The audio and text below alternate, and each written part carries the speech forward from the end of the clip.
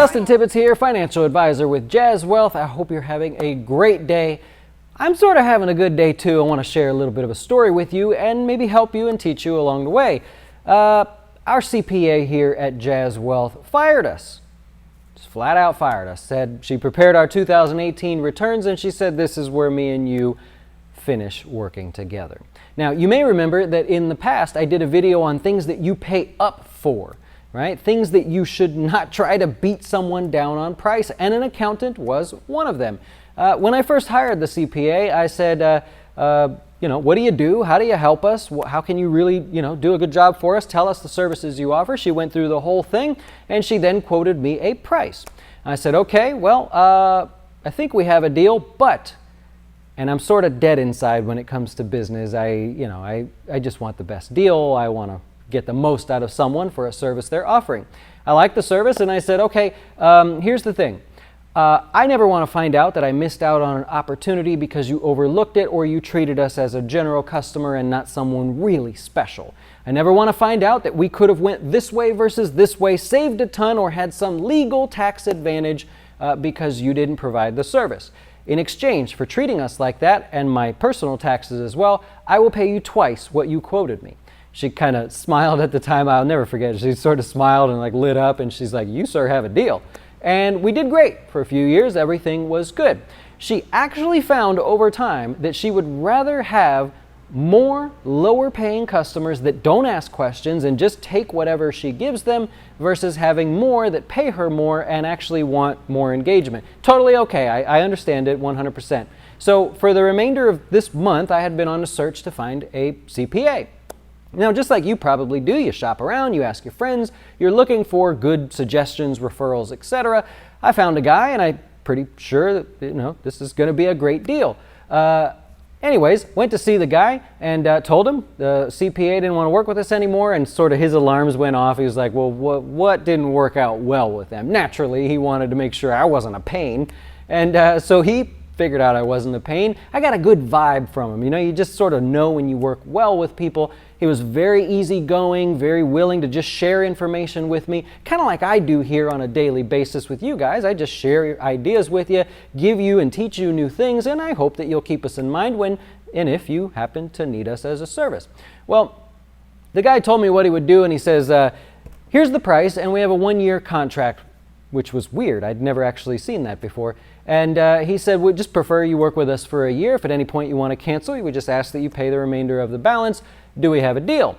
And I did the same thing. I said, well, maybe. I have 2 things I want you to change. Number 1, I never want to find out that I missed out on some tax advantage, some different direction we could have gone because you treated us as a general customer. I want every possible advantage. I want to find out that we were doing the exact right thing to pay the least amount of dollars possible to the government, and don't we all want that, right? Legally. I said, I want you to come visit me and my business, no more than 15 minutes. I want you to see what we do and how we operate so that you keep in the back of your head any adjustments we make may open up additional tax advantages for us. And then the second thing I want you to change is the price. You can double the price. I will pay you twice what you quoted me. And he didn't laugh. He didn't smile, light up, or anything. This was different. I was not expecting this. He sat back for a second, and he goes, okay, we may have a deal, but I have an adjustment for you, and we can put this in the contract as well. And part of my suggestion in my questions was, I want all of this. If I find out you didn't do this for me, I get to walk away. I don't owe you another penny. I want the contract to be null and void. So he had sat back, and he's like, okay, I think we have a deal. And he goes, but I have one adjustment for you. And I said, okay, well, what is that? I was not ready for this. And he goes, I will do everything you said. I will take an in-depth look into your business. I will treat you personally. You will never call and have to speak with someone else. You will always work directly with me. However, I cannot visit your office until after tax day. He's just busy. He's a busy guy. He goes, after that, I will visit your office and get a complete understanding of what you do. We can put that in the contract if you want, and I will accept twice what I quoted you. And so he goes, do we have a deal? And I said, of course, naturally, you can come visit after tax day. I'm not like a hard, sort of person to work with. So nonetheless, we're now working with a new CPA. I like the guy. It seems like it's going to be a great fit. The point is, I did a video in the past how you do not try to beat an accountant down on their price. You pay them what they're worth. And if you want, pay them what they're worth at first, see if you like them, then offer to pay them more for more detailed services. Of course, if you want to do it that way. I'm the kind of guy that says, I will pay you more, but I'm going to demand everything that you promised to me, right? And if I find out something's different, I want to move on, right? So an accountant, number one, whether it's a personal one, for your personal taxes, your business, whatever, it doesn't matter. You want the best that someone's willing to give you in that situation. Taxes are a big deal. Not only do you not want to be in trouble with the IRS, you also don't want to pay $1 more than you have to. Financial advisors are another one. If you're working with a financial advisor and they are saying they will charge you next to nothing, what do you get for that, right? Is it worth next to nothing for what you're getting? If you work with like a Morgan Stanley or one of the big guys, now they charge some money. I'm going to be honest with you. It's going to cost you to work with them, but you have them at your beck and call for any of your complex financial planning, investing things that you come across. Well, absolutely. It may be worth paying them that. Why do you think the wealthy work with Goldman Sachs?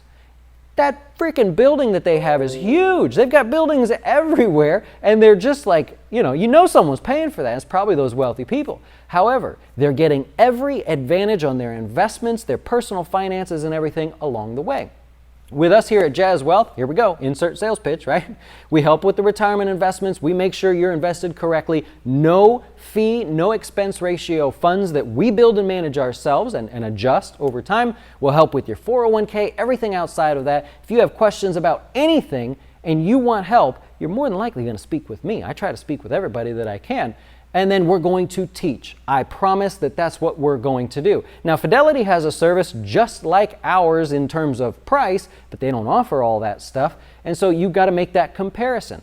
I like to be upfront and transparent with people, and that's why you see our funds and our pricing right on our home page. The bottom line is, if you're working with an accountant, go ahead and pay them. Pay them what they're worth. You don't want them to say, oh, it's this person again. They beat me down on the price. They call me all the time. I hate dealing with them. You want them to go, I'm getting paid here with this person. When they call, I want to talk with them because I don't want to lose them. So that's the lesson for the day. Make sure you pay up for some of these things. There's just some things in life you want to spend a little bit more on. And a car, by the way, is not one of them. All right, I hope I helped you in some way. Hit the subscribe button if you would. I really appreciate that. Or if you need help, maybe you'll check us out here at jazzwealth.com. A little goodwill by offering you help. Maybe you'll come and check us out. Enjoy.